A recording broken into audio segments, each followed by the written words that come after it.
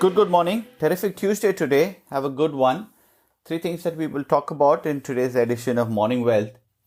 Twitter and Facebook fall on worries of more scrutiny. Walmart's Fintech venture and Goldman's view, keep buying.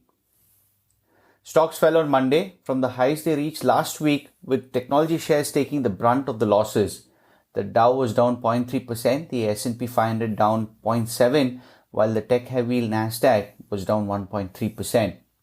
Twitter and Facebook fell 6.4% and 4% respectively on worries of a new wave of scrutiny and regulation after last week's violence in the nation's capital. But this alone didn't explain all of technology's underperformance. Other high flyers also lost altitude, suggesting something of a correction in the buoyant sector.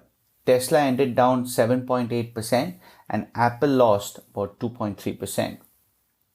Still, it wasn't all doom and gloom.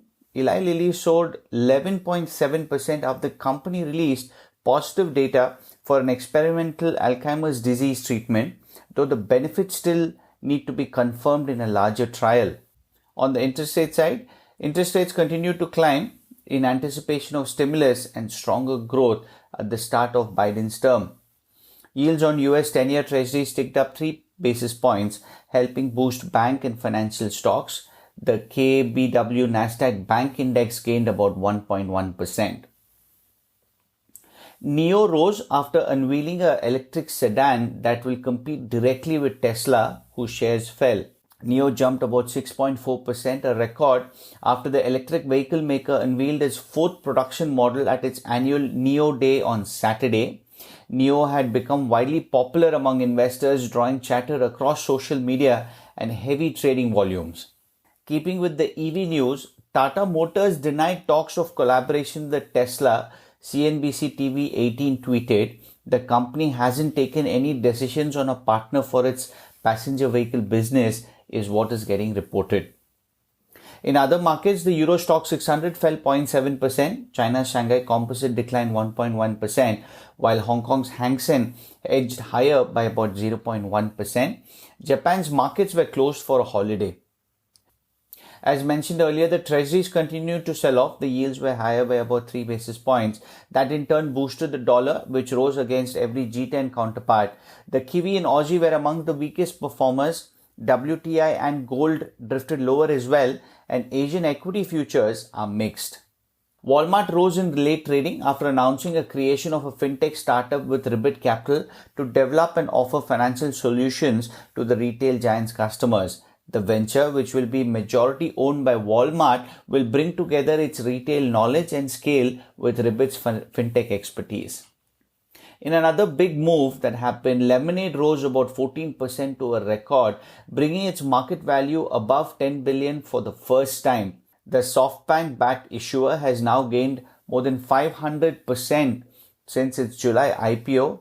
It was the best performing debut of 2020 for companies over 300 million, according to data that was compiled by Bloomberg. Bitcoin took a beating, and the drop is fueling concern that the cryptocurrency bubble might be about to burst. It slid about 26% over Sunday and Monday in the biggest two-day plunge since March. After recovering some of the losses during the European session, the digital asset had turned down lower, again to drop around 20% during the New York trading hours. But as we speak, I'm seeing that the Bitcoin is moving higher towards the 35,000 mark. On the fixed income side, T-Mobile is borrowing about $3 billion. Proceeds from a 3-part offering with maturities as late as 2031 may be used to buy additional spectrum and refinance debt. T-Mobile was one of at least 8 high-yield issuers in the US on Monday. In investment grade, Simon Property was among at least 4 companies that were selling notes. Lastly, a word from Goldman's wealth management unit. Ignore the apparent bubble and keep buying. Strategists in Goldman's wealth management unit are telling clients to cast aside valuation worries as the S&P 500 sets record after record. It's all justified, they say, in a world of rock bottom interest rates and US profit growth that just stops about anywhere. The team says expect the benchmark to post a return of about 8% this year on earnings growth of about 26%, which is slightly above consensus of what the analysts are saying on the street. That's the update. Stay safe and healthy, and I'll speak to you tomorrow.